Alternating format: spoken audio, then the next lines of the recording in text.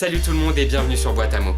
Si vous avez déjà fait un tour sur ma chaîne Le Cahier de lecture de Nathan, car oui je ne suis pas Tom que vous allez voir dans la suite de cette vidéo, vous connaissez sans doute l'immense amour que je porte au roman d'Anne-Laure Bondou, Tant que nous sommes vivants, qui est un véritable trésor d'émotion et de délicatesse. Mais vous connaissez peut-être l'un de ses autres romans, que ce soit Linus Hop, Les larmes de l'assassin, ou encore le vibrant La Principessa et le Capitaine, car ce sont devenus des références en littérature jeunesse, traduits dans le monde entier et récompensés par de nombreux prix. Et ce, grâce à son talent pour raconter les histoires. De retour en littérature ado avec L'Aube sera grandiose, elle vient aujourd'hui vous en parler avec sa propre fille Colline Perroni, qui a illustré ce très beau roman sur la transmission mère-fille.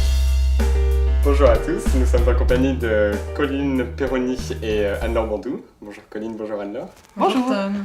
Aujourd'hui, on va parler du nouveau roman de Anne-Laure Bondou qui paraît cette semaine chez Gallimard Jeunesse, qui s'intitule L'Aube sera grandiose. Et donc c'est l'histoire de Titiana et de sa fille Nine qui vont se retrouver dans une cabane au bord d'un lac, et Titiana va dire tout ce qu'elle n'a jamais dit sur sa vie à sa fille. Je pense qu'on peut commencer par là, une grande histoire de transmission entre sa mère et sa fille. C'est un thème qui vous parle à toutes les deux. Oui, on peut dire ça. Alors, je vais d'abord en parler moi. Je pense que c'est très lié à un épisode dans ma vie personnelle où, justement, il y a eu transmission d'une histoire familiale, d'abord de ma mère à moi, puis, bien entendu, de moi à Colline. Cette histoire n'a absolument aucun point commun avec l'histoire de mon héroïne dans le roman. Mais en revanche, ce moment où il y a transmission à la génération d'en dessous, ça évoque méchamment quelque chose pour moi.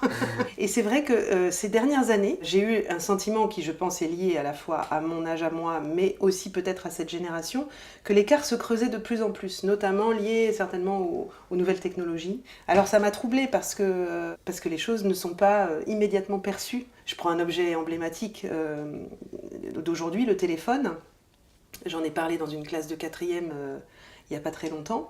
Et donc je leur disais, vous savez, les anciens téléphones. Et ils m'ont dit, ah oui, les téléphones où il fallait déplier l'antenne, là, qui était gros comme ça. Alors j'ai dit, bah non, encore avant. Les téléphones à cadran qui n'étaient pas sans fil et pas portables.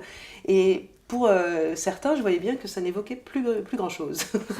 Justement, sur les illustrations, ça s'est fait comment ce passage où tu as emmené Colline au livre, et puis comment s'est passé le travail d'illustration? J'avais scanné au départ des petits morceaux de pages pour accompagner les premiers morceaux de texte que j'envoyais à l'éditeur. Et puis, c'est resté pour moi assez mêlé au texte. J'avais envie qu'apparaissent des images. Et j'ai proposé à Colline, je lui ai demandé même, est-ce que tu veux bien me faire 3 dessins, et puis on va voir si chez Gallimard ils seront réceptifs, ils seront d'accord. Du coup, je les ai faits, c'est-à-dire qu'il m'a demandé des dessins assez précis. Et moi, je connaissais même pas l'histoire encore. Tu m'avais juste pitché, je me souviens, ton roman, même, il me semble, quand tu avais commencé à l'écrire.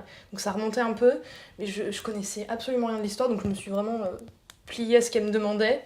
Tout bêtement, je suis d'accord. J'aime bien, moi, quand ma fille obéit. C'est rare, hein. Et du coup, j'ai fait ces 3 dessins et je les ai passés à maman, qui ensuite a envoyé le manuscrit et mes 3 illustrations avec. Au départ, les éditeurs, on le sait, n'aiment pas forcément que l'auteur amène des illustrations, et je le savais tout à fait. Mais il se trouve que chez Gallimard, ils ont vraiment flashé sur les 3 illustrations de Colline.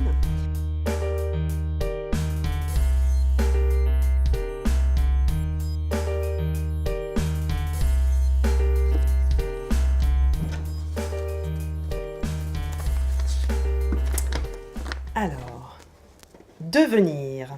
Waouh. Honneur aux anciens. Oui, alors moi, mon devenir, à mon âge, j'ai eu 46 ans il y a peu de temps, on a encore un avenir et je souhaite encore devenir. Pour moi, le devenir, ce serait l'équivalent de changer, continuer de changer. Ça m'intéresse dans la vie, continuer de changer. Et moi, devenir à ma génération, qui va bientôt sur mes 25 ans, eh ben, c'est devenir celle que j'ai envie d'être, professionnellement notamment, et atteindre mes rêves, tout simplement. Mais c'est un peu la même chose, mais bon, avec Un peu de une décalage. période de vie différente, mais c'est comme ça que je le vois aussi.